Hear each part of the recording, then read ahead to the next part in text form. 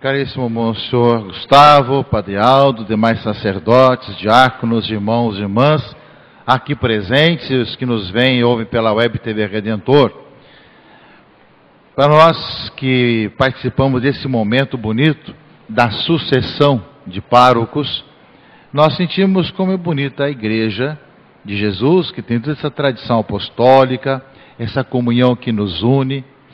Devemos prezar muito isso que vem desde os apóstolos. A Igreja vem passando de um para outro e vai conservando isso, porque muitas e muitas vezes nós, devido a tantas circunstâncias que estão ao nosso redor, nós perdemos aquela visão dessa continuidade apostólica, que nós chamamos de sucessão apostólica, e que o bispo vai transmitindo também, e com a sua missão, confirmando os irmãos.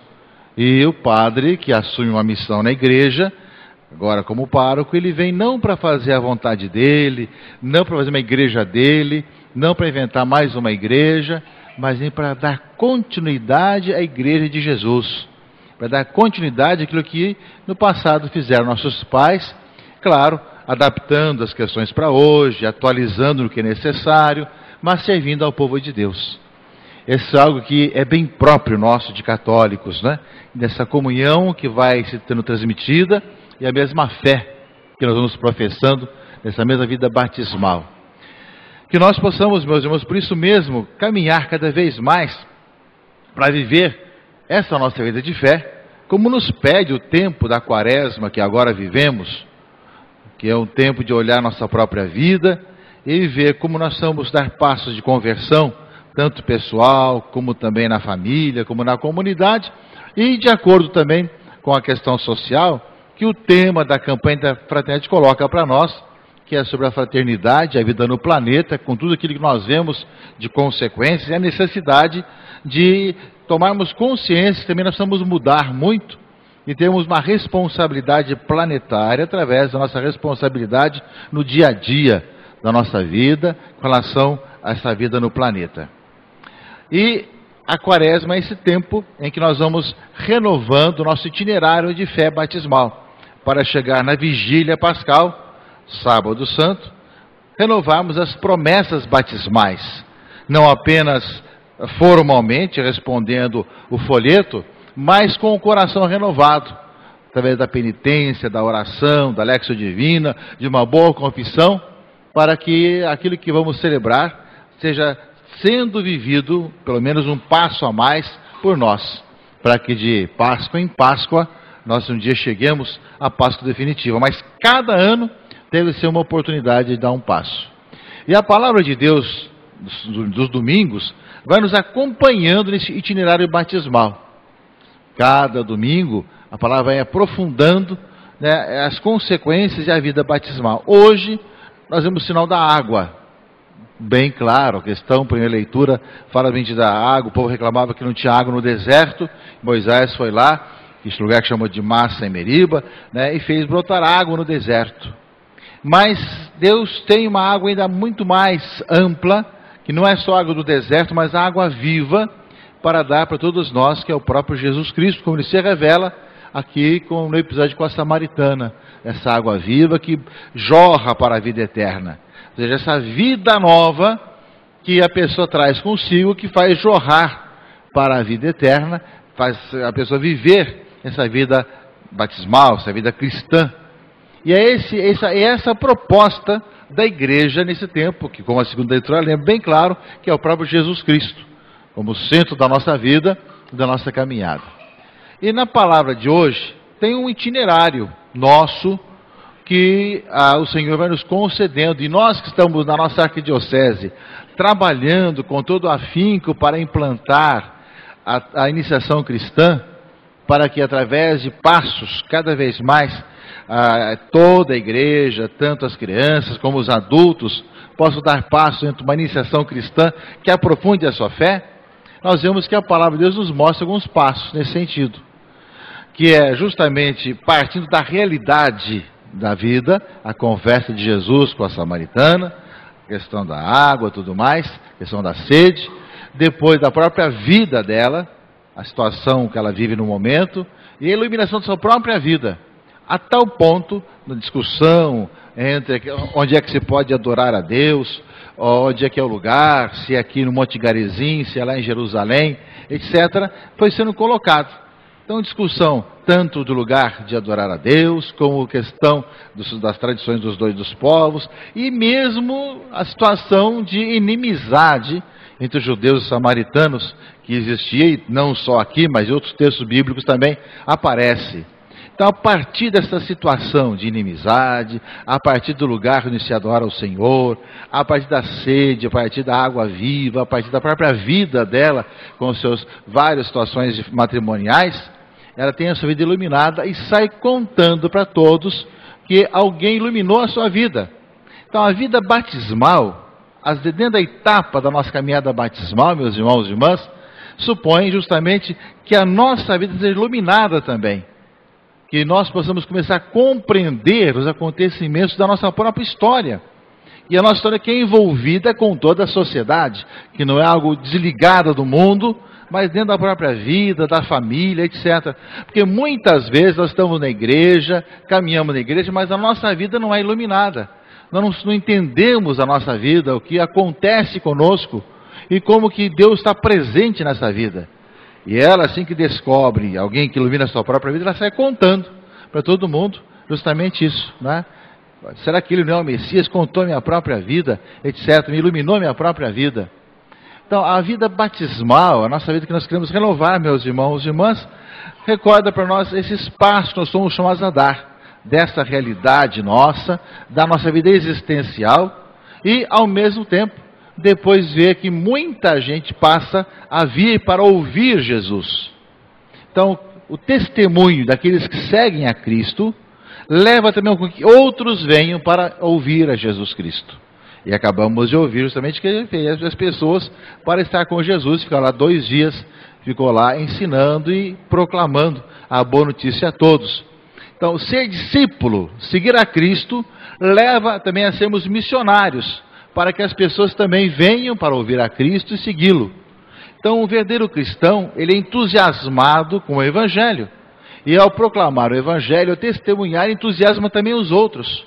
Leva mais pessoas também a experimentar como é bom estar aqui, como é bom viver com o Senhor e querer segui-lo também.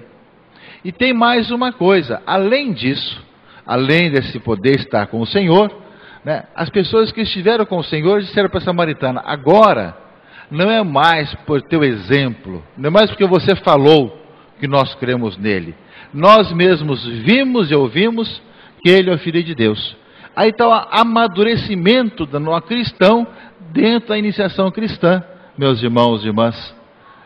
O amadurecimento leva as pessoas a ver que não vai depender mais do seu catequista, do seu mestre, de quem lhe falou alguma coisa, mas sim, né, a pessoa mesmo tem essa experiência com Cristo e passa, agora não é mais porque nós ouvimos você, nós mesmos encontramos com o Cristo.